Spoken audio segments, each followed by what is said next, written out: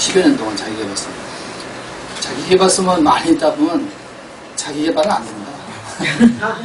남의 개발. 남의 개발 되는 건 구경하는 거죠. 그 자기개발서에 많이 보다 보면 이제 착각하게 되죠. 자기가 쓰니 착각하게 됩니다. 사람들은 늘 뭐냐면 자기 자신을 늘 착각 속에 몰아넣어요.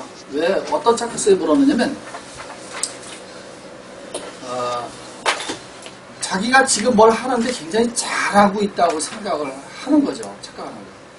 근데 그래서 늘 우리는 뭐냐면 누군가에게, 그러니까 제3자 누군가에게 늘 내 삶을 피드백을 받아야 되는 거예요.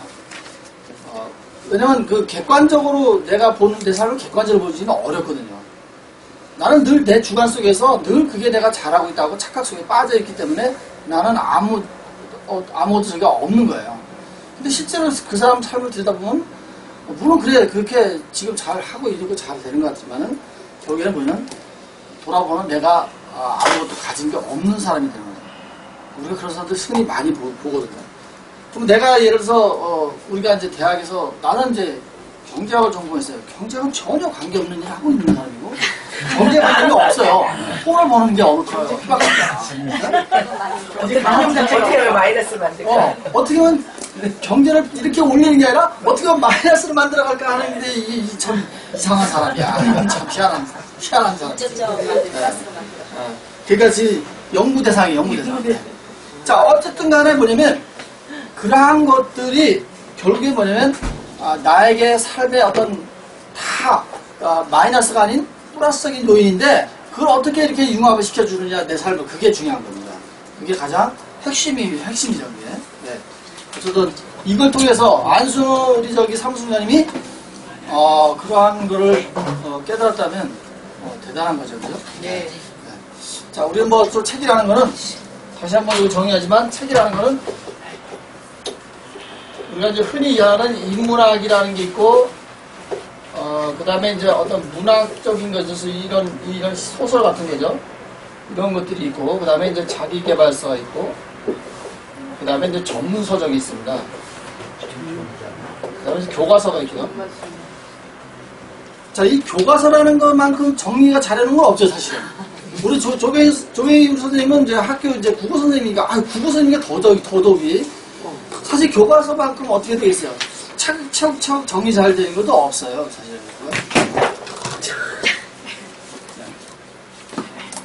자, 그러면 보세요. 전문서적은 이제 말 그대로 내가 전공하는 사람들.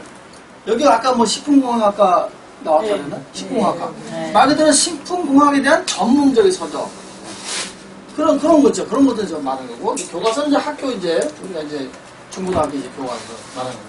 자기계발서가 이제 우리나라가 이제 IMF를 겪고 나서부터 뭐였어요?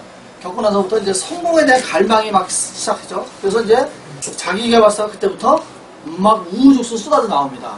마치 그 책만 보고 다 성공하는 것처럼 막 어마어마하게 쏟아져 나왔잖아요. 그때 막 그래서 그때 돈 버는 사람들 무지 많죠. 그때 막 떠오르는 사람들, 공병호 수장들 그때 막 떠오르고 전부 다 그런 사람들이 다 떠오르는 사람들이죠. 그러니까 근데 이제 자기계발서를 막 열심히 전 국민이 막 열심히 있다 보니까 이건 자기계발도 안 되고 성공도 안 돼. 근데 뭐만 남아있어요? 입만 살아있어요. 막 그냥 말을 그렇게 잘하지 몰라. 기가 막혀. 대한 전 국민이 이렇게 말을 잘할 수가 없어요. 그런데 그 사람은 말만 잘해서 성공이 안 되는 거죠. 못 찾는 거예요. 찾을 수 없어요. 그러다 보니까는 본질이 빠졌다고 해서 뭐가 나오기 시작했어요? 갑자기 인문학이 나오기 시작한 거예요. 본질이 빠진 거죠. 자기 발서 본질. 그런데 본질이 빠져서 인문학 좋아. 정말 인문학을 해야 되죠. 그런데 갑자기 인문학이 어떻게 바뀌기 시작해요? 하루아침에 읽는 인문학. 하루아침에 끝나는 세계사. 하루아침에 끝나는 한국사. 어떻게 하루아침에 그걸 끝내는 인문학을. 그러다 보니까 책이 어떻게 되어 있어요? 가보니까 전부 책의 날림이고 난장판이에요. 본질적인 얘기가 다 또 빠져나가기 시작하는 거죠. 그래서 결국엔 뭐야? 인문학은 역시 고전 인문학이 좋다는 거예요. 고전. 여러분 최고의 고전 인문학은 어떤 건지 아시잖아요? 뭐요? 바이블. 저도 순간 바이블 뭔지 몰랐어요.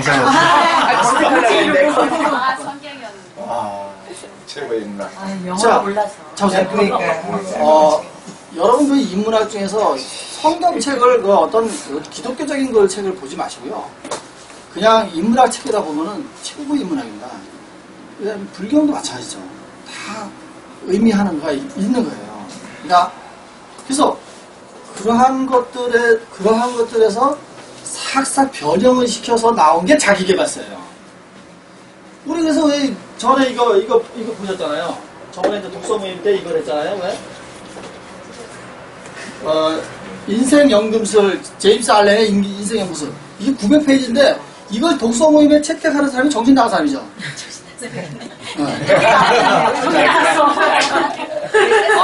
야, 지금 말처럼 잘한다. 이게 내가 해놓고 그러냐? 잡으세요. 이 책 독서 모임에서 사실 300페이지 넘어가면 안 돼요. 안 나와요, 사람들이. 우리 나올 거예요. 집에서 안 나와요. 나올 거예요. 근데 이 900페이지를 했는데 이걸 끝나고 나니까 사람이 다 없어졌어요. 없어진 거야? 자, 그런데, 잡으세요. 그런데, 어떤 사람이, 어떤 선생이 여기 모임에 왔는데, 이 책을 이제 우리가 선택해서 이 책을 샀을 거 아니에요. 이 책을 와서 딱 보더니, 이게 다 보더니, 아니, 어떻게, 그 시크릿 책 한참 유행했죠? 시크릿. 아니, 거기 있는 내용하고 똑같다는 거야. 똑같아요, 사실요. 그게 뭐야? 어디서 뺏긴 거야?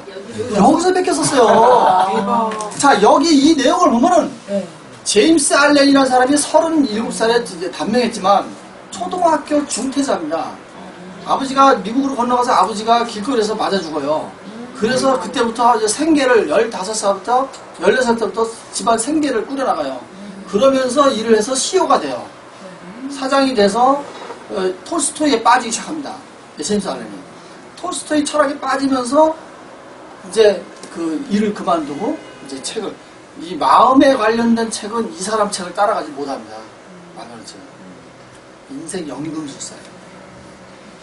정말 이 표현 하나하나가 예술이 예술. 정말 어떻게 이렇게 표현했을까? 이걸 다 바꿔서 자기 발서 써는 사람들이 다. 그 시크릿 책이 다 여기 있어요. 여기. 다음에 이 책해요? 이거요? 다시 도전. 여기 보면 다 나갔으니까. 여기 네. 보세요. 이 예를 들면 이 날짜별로 이제 자기가 쓴 거를 다 이제 책을 쓴 거거든요. 날짜별로 자기가 쓴 거를. 5월 23일 단순히 가지를 치는 것만으로는 이 나무를 말려 죽일 수는 없습니다. 와, 이거 뿌리채 뽑지 않으면 의미가 없습니다. 변화를 시키려면 뭐 하라는 얘기예요? 뿌리채, 마음에 내면에 있는 걸 완전 뒤집지 않으면 변화가 안 된다는 거예요. 자, 여기 아기를 들끓는 마음이 어떻게 행복하겠습니까? 불이 난 숲속에는 새들이 둥지를 틀고 노래하지 않습니다. 분노로 불타오르는 가슴에 어떻게 행복이 깃들겠습니까? 그런 어리석은 영혼에는 지혜가 머물지 않습니다. 이것만큼 훌륭한 자기계발서가 어디 있어요? 다 여기서 베껴가지고. 그 사람이 깜짝 놀란 거야. 어머나, 이거 시크릿 보는 것 같아요. 시크릿 좋은 책이 아니에요. 다시 시작해. 내가 시크릿 책을 내가 서점에 가서 보면서 이 쓰레기 책이 왜 이게 베스트인지 난 이해가 안 되더라고. 그래서 내가 그건 그냥 서점에서 간단히 그냥 보고 마는 책이죠. 짧아서. 자, 그래서 어쨌든 간에 여러분들이 책이라는 거는 우리가 음식도 말이야 여러 가지 골고루 먹어야 되잖아요. 저처럼 너구리만 잡지 마시고 뭘 잡아요? 너구리만 잡지 마시고 감자만 감자라도 먹고 감자만 드신 줄 알았는데. 지난번에 신나는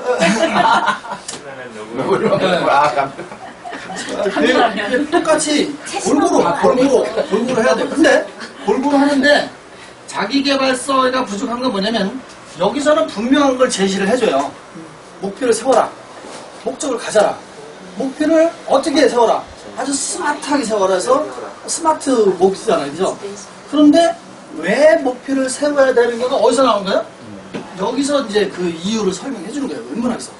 시간 관리를 잘하라 그러는데 시간이 왜 필요한데 시간이 관리가 어떻게 되는 거? 시간 개념이 뭔지를 어디서 가르쳐 주는 거야? 인문학에서 가르쳐 주는 거예요. 인문학에서. 그래서 자기계발서를 보되 가우치에 뭘 봐요? 인문학 정자를 많이 먼저 보라는 거예요. 그랬을 때 뭐가 되는 거예요? 내가 이유를 아는 거예요. why라는 게 나오는 거예요. why.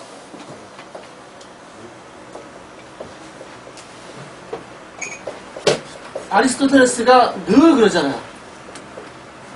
생각하고 의미를 가지고 생각하고. 그러니까 끝없이 생각하고 의미가 생각하고 그게 이 서양에서 내려오는 거잖아요. 이게 질문입니다.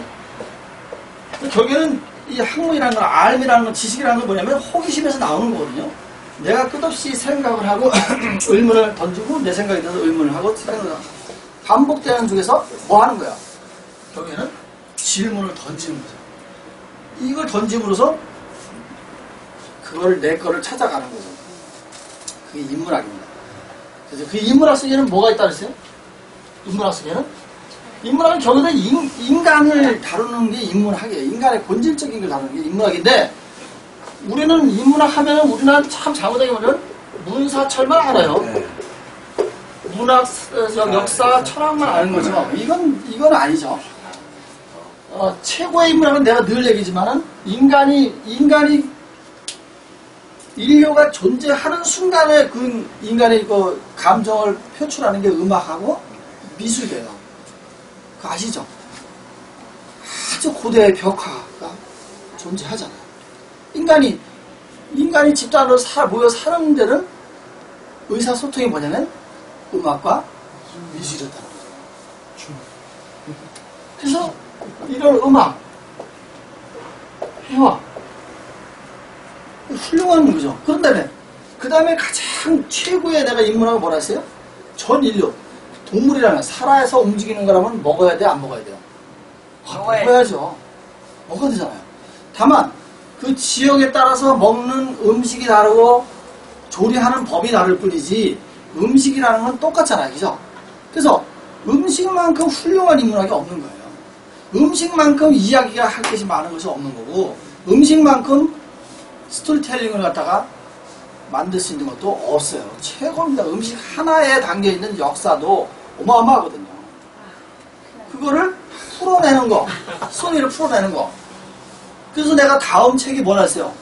스토리텔링이라는 개념도 모르면서 자꾸 스토리텔링 얘기를 하니까 무슨 스토리텔링이 뭔지도 모르면서 자꾸 스토리텔링 얘기하니까 나오지 않는 거예요.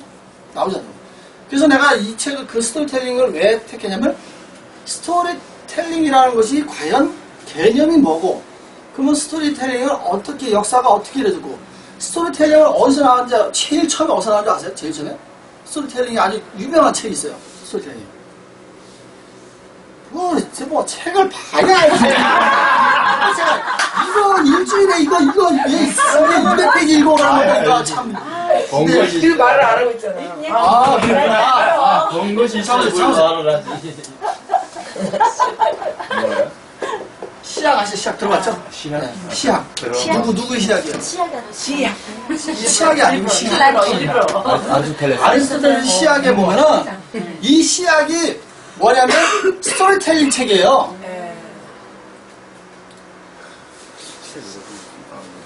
그래서 이 시약을 보면은 이 시대에 스토리텔링이 있었어요. 이 책을 보면은 과학의 스토리텔링, 음식, 미술 다 있습니다. 어려워요. 이 책은 현대적으로 풀어놓은 책들이 많이 있어요. 현대적으로. 그런 걸 봐야 돼요. 니체 책을 보려면 여러분은 어려워서 못 봐요. 근데 니체를 풀어놓은 고병권 씨 책이 상당히 좋거든요. 그래서 그런 책을 먼저 보시는 거예요. 그런 다음에 니체 책을 보셔야 돼요. 자, 보시면은 어쨌든 간에 인문학이라는 거는 이런 식으로 되는 게 인문학이라는 거예요.